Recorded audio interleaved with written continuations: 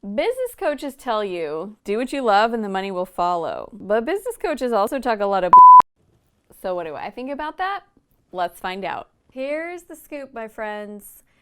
I know what it's like to have a business that you really are passionate about, that you feel called to, and you just can, in your mind, see it working.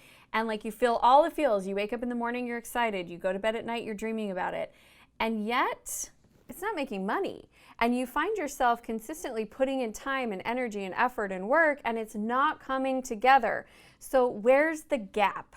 Today in this video, I'm going to show you how to build a profitable, passion-driven business. So if you stick with me, here's what you're going to get. We're going to talk to you about how to determine demand for your product or service. I am going to go over with you how do you handle the parts of your businesses that you don't love and make sure that they still get done. We're also going to talk about your commitment to building the infrastructure of your business. And finally, how to set realistic expectations, but also go after those big, bold, audacious dreams.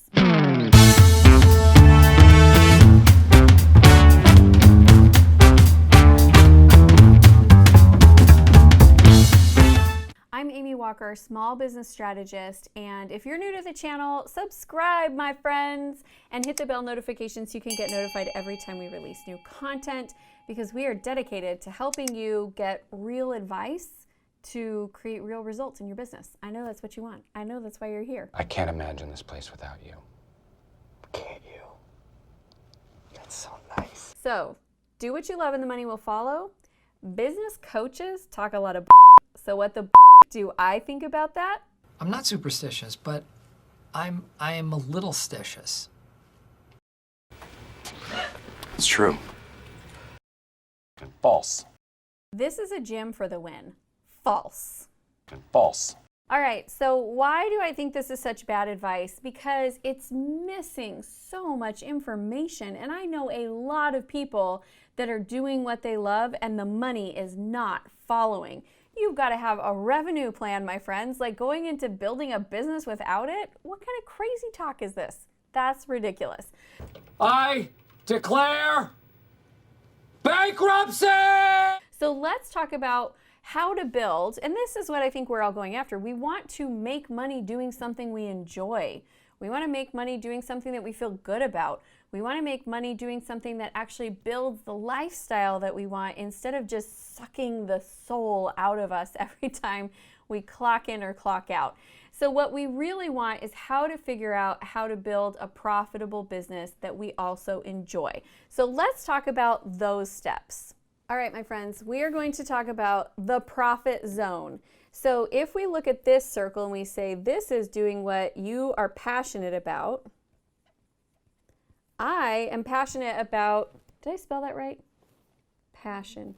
I am passionate about a lot of things that no one is ever going to pay me for ever.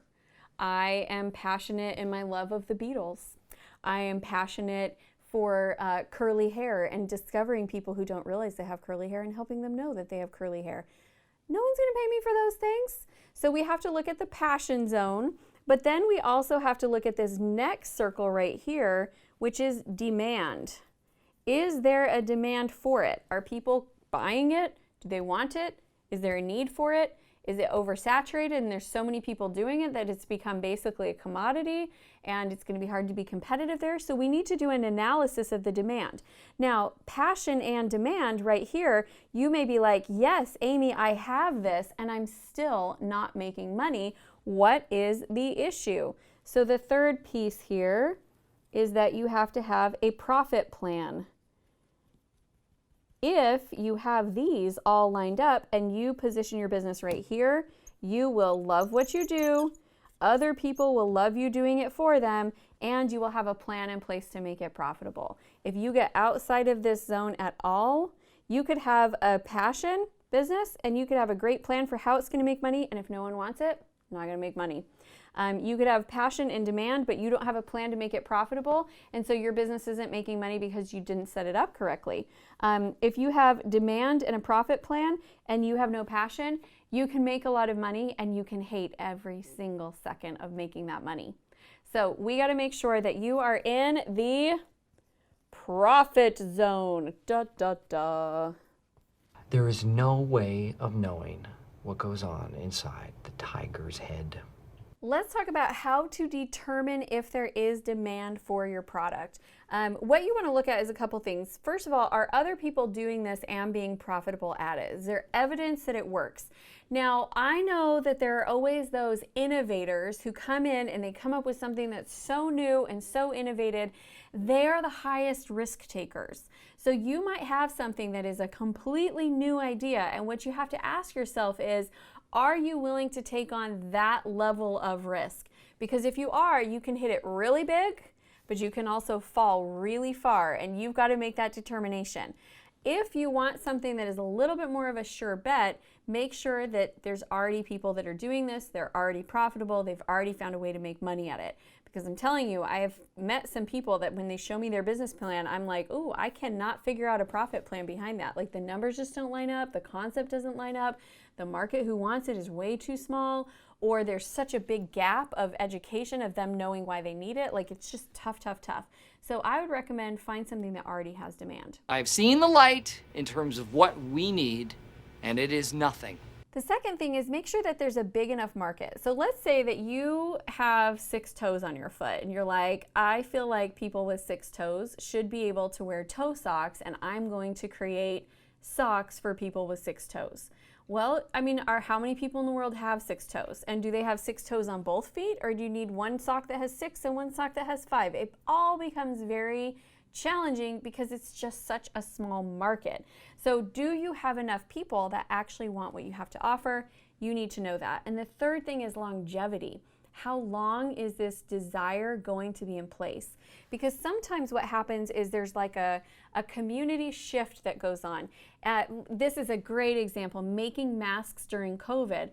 Big business, right? Like people started and launched mask businesses. But depending on where you live in the world, that may be starting to already decrease, that people are no longer buying those masks because they got masks and they, washable ones, and now they don't need to keep buying them. So that would be something that it's a good opportunity short term, but it doesn't have longevity to really sustain the demand for it. Here's the situation. Your company is 4 weeks old. I know this business. I know what suppliers are charging. I know you can't be making very much money. I don't know how your prices are so low, but I know it can't keep up that way. All right, third thing that you're going to look at is your profit plan. And if this is something that you want more help on, I would recommend that you go check out my sales forecasting video. We'll drop in a card here that you can check this out because it talks you through how to forecast and predict your sales and just gives you a little bit more information here. But there's really a couple of different pieces that I want you to think through here, 3 primarily. Number 1 is your pricing. Have you done the numbers on your pricing to make sure that you're actually pricing in a sustainable way? You can put yourself out of business by pricing too low. You can make it so that you can never afford to hire a single person because you price too low. So you can also price yourself so high that you're attracting clients who have basically unrealistic expectations of what you're going to do for them, and that's not a lot of fun either. So check out your pricing.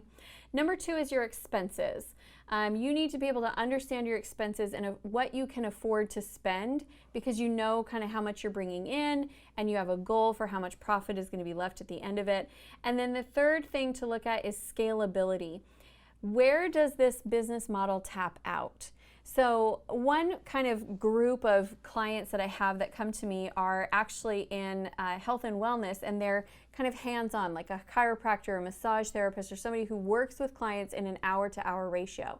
And what will happen is they'll work really hard to build up this successful practice, and then they get stuck because there's no more hours in the day, and they can't figure out, how do I continue to grow this, because their business, the way it's currently set up, it's just not scalable. So as you're putting together your profit plan, I would look through that pricing, expenses, and scalability to make sure that it can really have the potential to grow where you want it to grow to.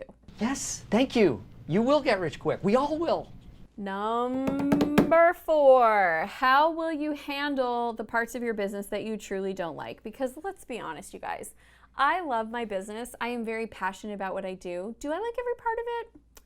No, I do not. Is every part fun? No, it is not. There are parts of my business like firing people. I don't like to do that. reports. I don't like to do that. There's a lot of pieces of my business that I am not passionate about. And so then we have to look at, well, what am I going to do with those? Am I going to, A, do it anyway because I'm working out of discipline sometimes, or am I going to B, hire that out?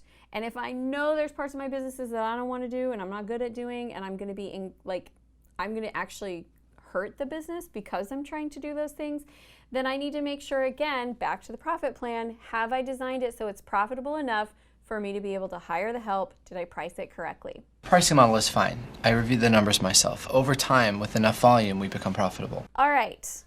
Let's talk about being committed to building the infrastructure of your dreams. This is really important. So often when somebody is really passionate about what they do, they want to put all their time and energy into that thing. I love health and wellness, so I want to learn all about every modality out there to help my clients be more healthy. I'm super passionate about money and wealth building, and so I want to go to all the investment courses and seminars. And they don't want to spend the time to build the infrastructure of their business in order for it to be successful. If you want a profitable passion business, you have to have a profit plan, and this is non-negotiable. So I'm going to give you my scary mom eyes. Are you willing to commit to building the infrastructure? Please say yes. Type in the comments below yes, because oh my gosh, you so need that in place. I don't care how much you love what you do. If you don't have a sales and marketing plan and just that foundational piece, it's going to be really frustrating. Wow, this is tough. The last thing that I want to give you is that I want you to set realistic expectations of what's going to happen, but I want you to have completely unrealistic, big, huge dreams and goals. Because as we are realistic with what we can accomplish tomorrow and the next day and the next day and the next day, you would be amazed at how much things can come together and how much abundance you can build in your business as you're just consistent on a day-to-day basis.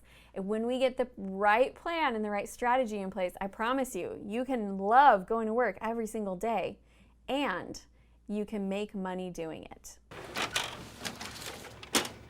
Working perfectly. All right, my friends, that is what I think about do what you love and the money will follow. It's a bunch of bunk. Build a sustainable business around something that you love that other people want and need. And then the money will follow. And it's a beautiful thing. Thank you so much for being here with us today. If you're new to the channel, subscribe, come back again. We have lots of great content, and feel free to go binge through getting answers to all your questions for sales and marketing. If you are looking for some help specifically in this area, I want to invite you to take our Sales and Marketing GPS. This is a tool, it's about 10 minutes to answer the questions, and it's going to analyze that foundation that I was talking about. And then we'll come back to you with an improvement plan, but we'll also spend some time talking with you about where the holes are in your plan, making sure that you're really set up for success. So again, that's free. The link is down below.